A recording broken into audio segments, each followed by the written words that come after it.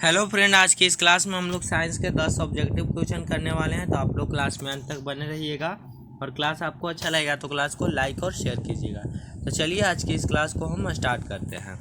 तो आज हमारा सबसे पहला क्वेश्चन है कि मुख गुहा में आहार का कौन से भाग का पाचन होता है। मुख गुहा में आहार के कौन से भाग का पाचन होता है। तो इसका आंसर हो जाएगा कि कार्बोहाइड्रेट का पाचन होता है। किसका होता है? कार्बोहाइड्रेट का पाचन होता है मुख गुहा में। क्लियर है। फिर है कि स्वपोषी किसे कहते हैं। स्वपोषी किसे कहा जाता है। तो स्वपोषी सदैव ही हरे पौधे को कहा जाता है। किन्हें कहा जाता है? हरे पौधे को। यानी जो अपना भोजन स्वयं से बनाते हैं उन्हें क्या कहा जाता है? स्वपोषी कहा जाता है। क्लियर है।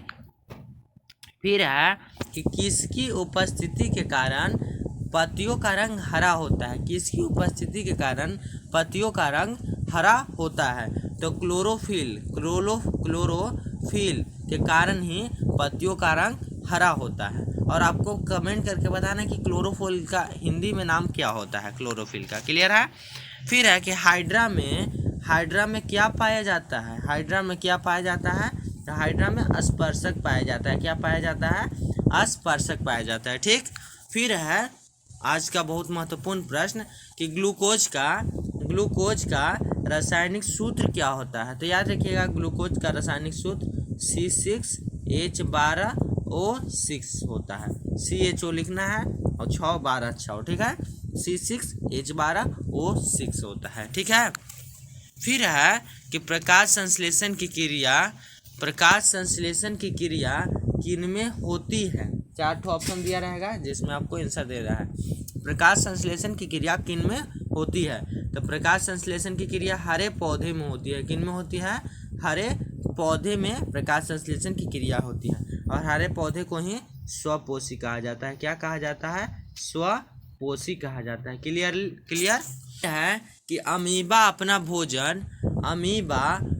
भोजन प्राप्त करता है। कैसे प्राप्त करता है? तो कूटपाद के द्वारा प्राप्त करता है। कैसे करता है? कूटपाद के द्वारा। आपको पता भी होगा कि अमीबा अपना भोजन कूटपाद के द्वारा प्राप्त करता है। फिर है कि वसा पर क्रिया कौन कराता है। वसा पर क्रिया कौन कराता है? तो लाइपेज कराता है। कौन कराता है? लाइपेज कराता है। फिर है कि आयोडीन की कमी से कौन सा रोग होता है। आयोडीन की कमी से कौन सा रोग होता है। तो इसका आंसर आपको कमेंट करके बताना है कि आयोडीन की कमी से कौन सा रोग होता है। क्लियर। फिर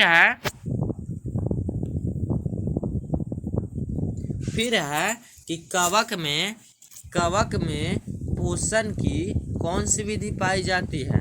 कवक में पोषण की कौन सी विधि पाई जाती है। तो मृत जीवी। कैसी पोषण की कौन सी विधि पाई जाती है?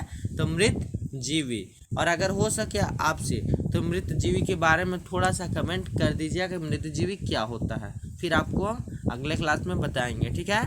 तो आज की इस क्लास को हम यहीं पर बंद करते हैं। और अगर आपको इसका नोट लेना होगा तो आप हमारे व्हाट्सएप ग्रुप में जुड़ सकते हैं।